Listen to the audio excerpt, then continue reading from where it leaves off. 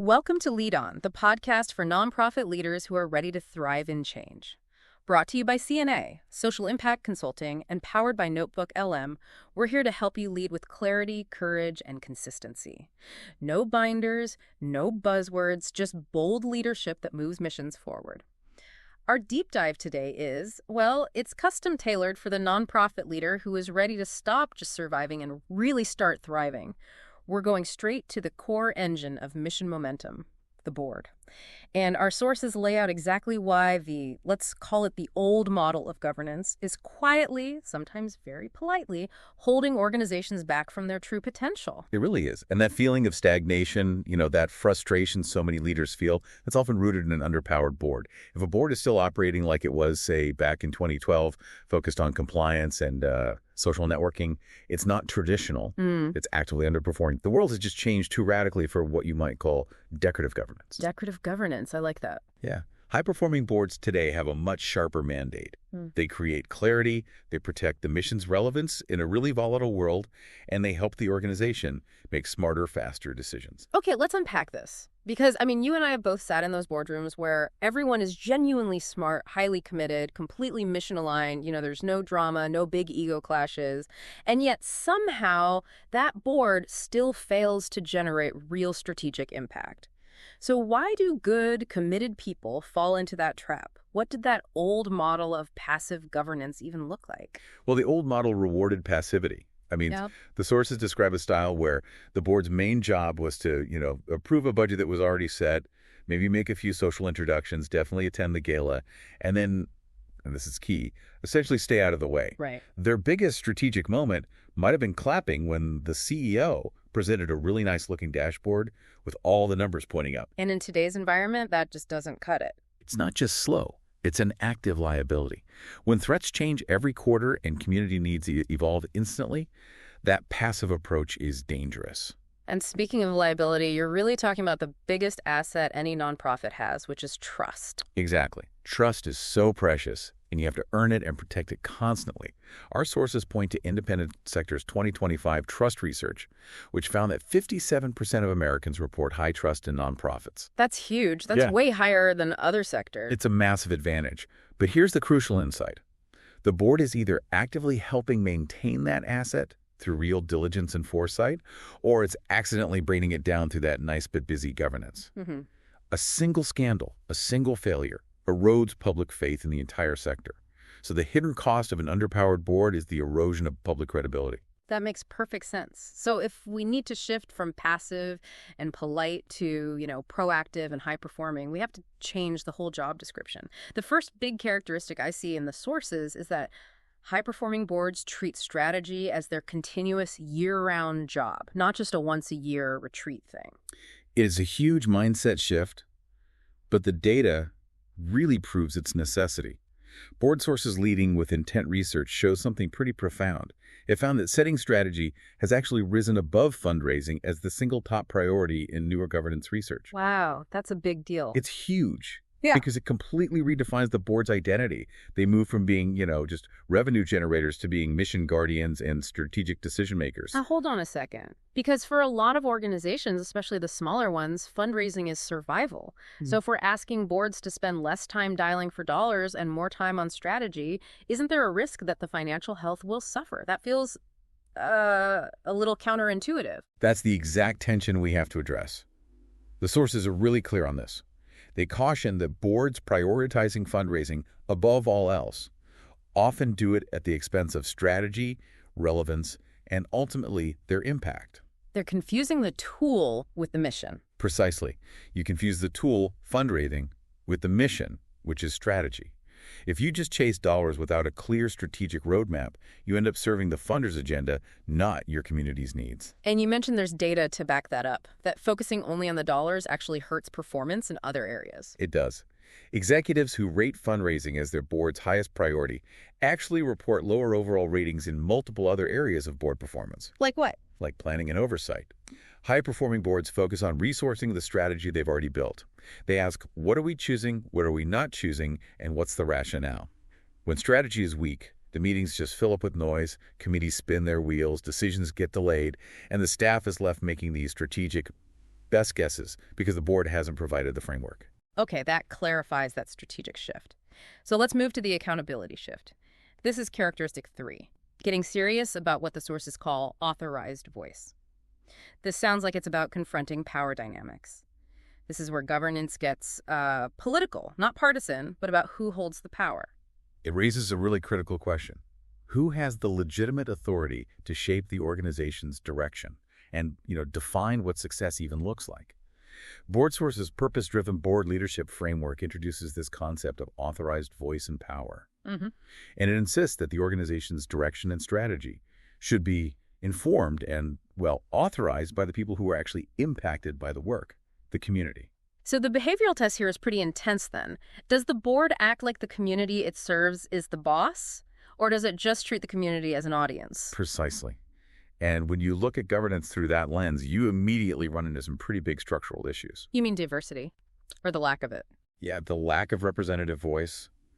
BoardSource highlights that 63.4% of board members are white, and incredibly, 10% of boards across the whole sector are entirely white. And that's not just an optics problem. No, it's a governance problem. It's rooted in power. Because a lack of that authorized voice, it directly shapes what boards see, what challenges they anticipate, and what assumptions they operate under. If you're not close to the community's lived experience, you're going to miss things. You're going to miss critical threats, misinterpret data, and you'll probably develop irrelevant programs.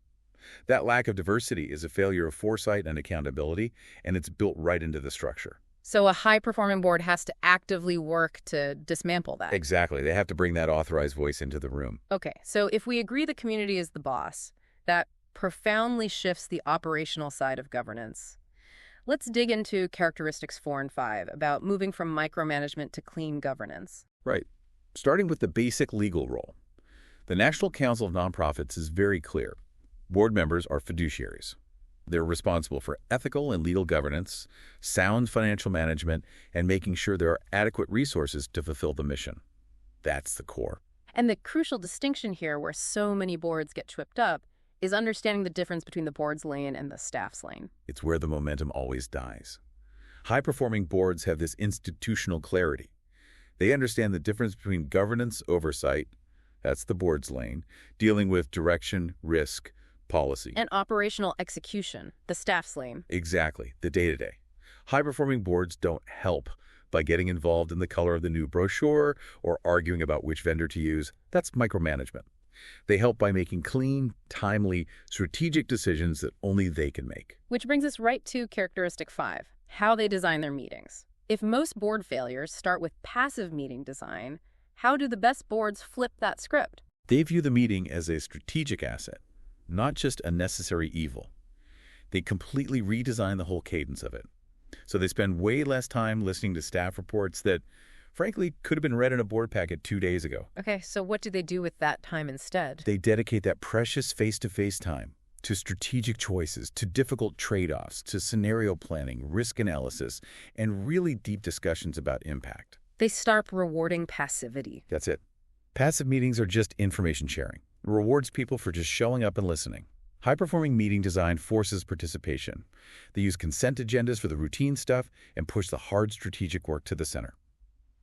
The key takeaway is they end their meetings with absolute clarity about what was decided, why it was decided, and who owns the next steps. Let's shift to the culture then. Characteristic 6, investing in performance feedback. It seems a lot of boards are great at evaluating staff, but get really uncomfortable when you ask them to evaluate themselves. Oh, that internal allergy to self-assessment is a massive barrier. The evidence is just overwhelming that this has to change. BoardSource notes that boards that formally assess themselves get higher grades across all areas of board performance, as rated by their own chief executives. So why does a piece of paper, a survey, change everything? Because the process creates a necessary shared understanding of roles. It spots competency gaps. It drives targeted development. If you aren't willing to look in the mirror and define what success looks like for your board, you just can't improve. And that leads to characteristic 7, protecting that critical relationship between the board chair and the CEO. If that partnership fails, the whole mission suffers. It is the absolute backbone of governance. And assessing the chief executive is a primary governance responsibility. But what's fascinating is that chief executives who have formal written evaluations actually report higher job satisfaction. So it's not just about accountability, it's about clarity and retention. Exactly. It's not just the stick, it's the carrot. High-performing boards formalize that rhythm. They normalize feedback. They set clear goals. They treat the CEO's success as the board's #1 product. And finally, characteristic 8, building resilience. Assuming volatility is the new normal, not an exception. The board's job is stability. Yeah. When the world changes, a pandemic, a funding stream dries up, the board's job is not to panic. It's to anticipate and keep the organization steady. They look beyond, are we okay this year? And they ask, what could genuinely threaten us next year? Like what kind of threats? Things like revenue concentration risk. Are we too reliant on one funder? Cyber risk, financial reserves, and critically, succession readiness. They practice what the sources call respect for ecosystem, knowing that their health keeps the whole community system steady. That is a phenomenal breakdown. So for the leader listening right now who's on a board that feels underpowered but they're ready to drive change, what's the reset? Okay, so we can distill the take action items from the sources into 5 steps you can really start on immediately.